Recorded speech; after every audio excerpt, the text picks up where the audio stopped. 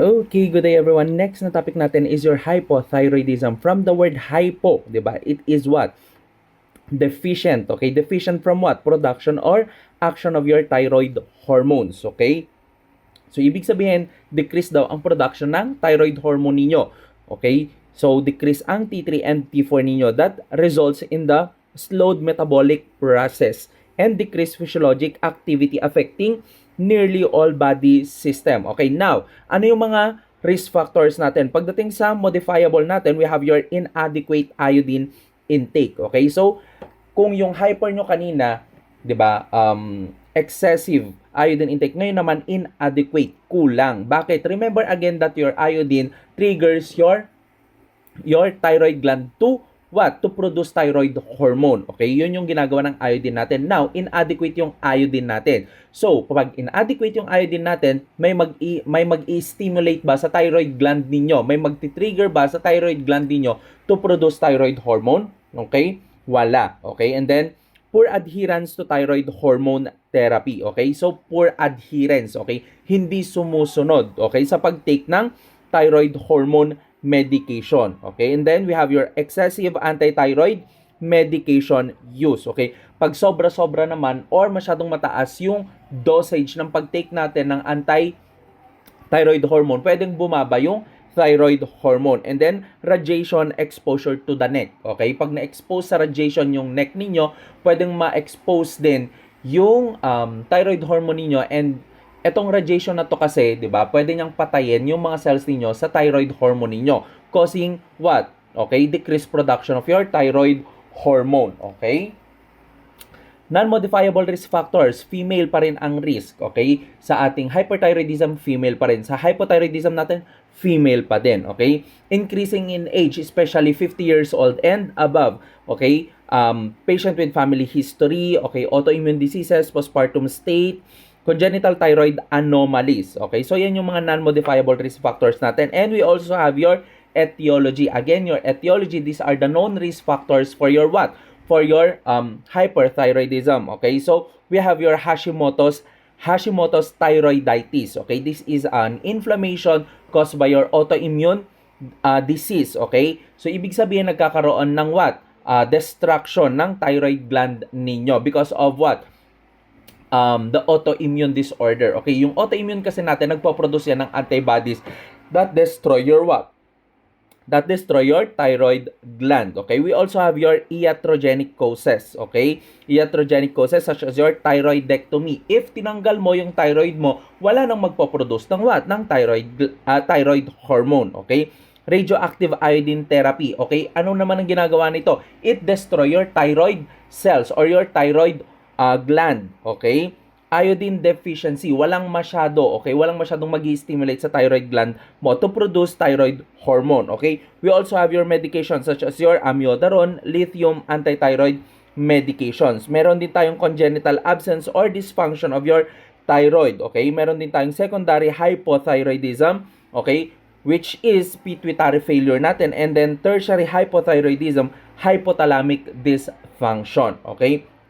Again, kung primary hypothyroidism, so ibig sabihin, yung primary natin, yung thyroid gland mismo. Okay? And then secondary yung pituitary, and then tertiary, your tertiary is your hypothalamus. Okay? Nagkaroon ng failure doon. So now, nagkaroon ng thyroid gland destruction or hormone synthesis is failure. Okay? Simulan natin. Okay? Hindi nag-produce yung hypothalamus ninyo ng what? Ng thyroid releasing factor. Okay? So pag hindi nag-release yung hypothalamus mo ng thyroid releasing hormone, hindi niya may stimulate si pituitary gland to what? To produce your TSH. Okay? And then hindi rin naman pag hindi nakapag-produce ng TSH, hindi niya may stimulate si thyroid hormone ninyo para mag-produce ng thyroid gland ninyo. Now, okay, thyroid gland is destroyed and hormone synthesis nagkaroon ng failure. Magde-decrease ngayon ang T3 at T4 ninyo. Okay, so nagkakaroon na ng loss of negative feedback mechanism. Hindi na maayos yung negative feedback mechanism ninyo. Ngayon, because of low T3 and T4, nadedetect yan ng katawan. So, anong gagawin ng pituitary gland niyo? Okay? Yung pituitary gland niyo, magsisend siya ng, yung katawan niyo magsisend ng signal sa pituitary gland niyo to release TSH. Okay? To release TSH. Ngayon, madami ba yung i-release niya? Yes, kasi nga na detect ng katawan natin na mababa yung T3 and T4. So ibig sabihin, tataas yung production ng TSH ninyo or yung release ng TSH ninyo, okay? So kapag mataas ang TSH ninyo,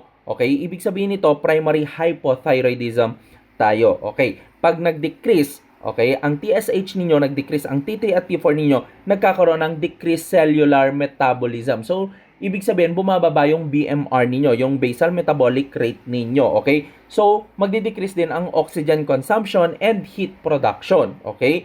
So, ngayon, nagkakaroon ng generalized metabolic slowing. So, bumababa or nagiging slow yung mga function ng mga organs ninyo or tissues ninyo or mga cells ninyo. Now, okay? Punta tayo sa my general signs and symptoms. Makikita mo sa pasyente mo, okay, na what? Okay, pwede magkaroon ng fatigue, lethargy, cold intolerance, and weight gain. Kasi nga mababa ang what? Okay, mababa ang BMR ninyo. Okay, BMR. Mababa ang BMR. Okay, so pwede magkaroon ng cold intolerance and weight gain. Okay, cardiovascular. Pwede magkaroon ng bradycardia. Okay, decreased cardiac output and hypotension pag late stage niya.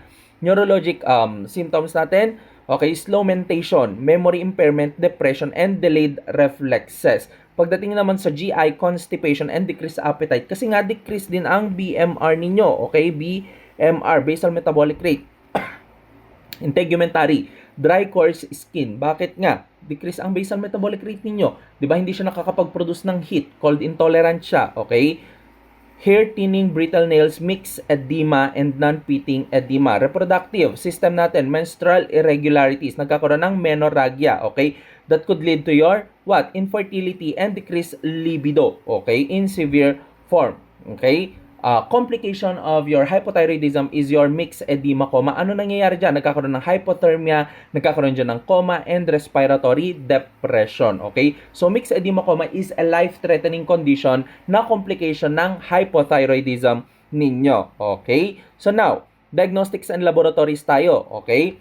So, again, ang makikita natin kapag nag-extract tayo ng blood, mataas ang TSH. Okay? And then, mababa ang T3 and T4, okay? So, positive thyroid peroxidase or your TPO antibody saan? Sa Hashimoto's. Remember, lagi, kahit anong sakit, di ba? Pag autoimmune yan, meron laging nakikitang antibodies, okay? May napoproduce na antibodies, okay? Pwede rin magkaroon ng hyponatremia yung pasyente nyo, hyperlipidemia, bakit? Kasi mababa ang basal metabolic rate and your anemia, okay? May imaging din ba tayo na ginagamit? Yes. Okay, if indicated lang naman. Okay, we have your thyroid ultrasound and your MRI of the pituitary gland. Okay, for secondary causes. Okay, medical treatment natin. Pwede tayong magbigay ng hormone replacement such as your levothyroxine. Okay, levothyroxine. Your levothyroxine is a synthetic T4. Okay, lifelong therapy tayo kapag sa mga okay, hypothyroidism, hypopituitarism, okay, lifelong therapy tayo dyan sa lahat ng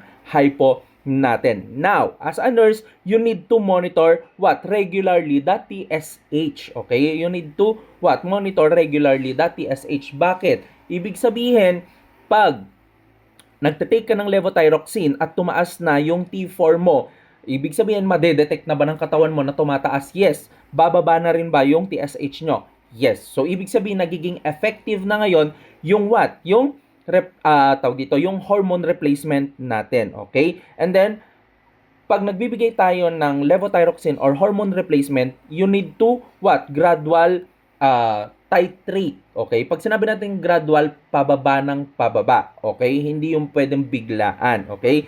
Lalong-lalo na or especially sa mga elderly natin at yung mga patient natin na may cardiac problems. So you need to titrate those medication. Now, complication of your medical therapy, okay, over-treatment. Pag masyadong madami yung binigay mo na levothyroxine or hormone replacement, pwede bang magkaroon ng hyperthyroidism yung pasyente mo? Yes, okay?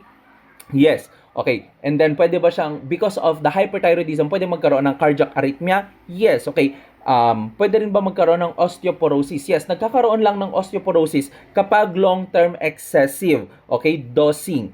Okay, yung ginagawa ng pasyente natin. Okay, now, what will be your nursing priorities? Okay, number 1 dyan is to prevent mixed edema coma. Remember that your mixed edema coma, again, is a life-threatening condition na complication ng hypothyroidism natin. Okay, maintain cardiac and respiratory stability. You need to ensure medication adherence. Importante yan. Okay, support metabolic and nutritional needs. Okay, dahil mababa ang BMR ng pasyente ninyo, okay, i-avoid ninyo ang what? I-avoid ninyo ang fats. Okay? I-avoid ang fats. Okay? Hindi yan natutunan. Pwede magkaroon ng hyperlipidemia yung pasyente ninyo. Okay? Pag nagkaroon ng hyperlipidemia, prone ba siya for CAD, angina, and your what? MI. Okay? Next, prevent hypothermia and injury. Bakit? Itong mga pasyente na to, hindi na nakakapag-produce ng heat. Okay? So, ibig sabihin, cold intolerant sila. Okay? And then, weak din sila because hindi rin naman sila nakakakain ng maayos. So, pwedeng magkaroon ng injury. Now, interventions, you need to assess, okay? You need to assess, okay? Monitor vital signs, okay? Bradycardia and hypothermia. You need to monitor daily weight, okay? Bowel pattern assessment. Kasi nga, kung yung hyperthyroidism natin is diarrhea, itong hypothyroidism natin is your constipation, okay? And then you need to monitor mental status. You need to monitor the mental status of your patient. Skin integrity assessment.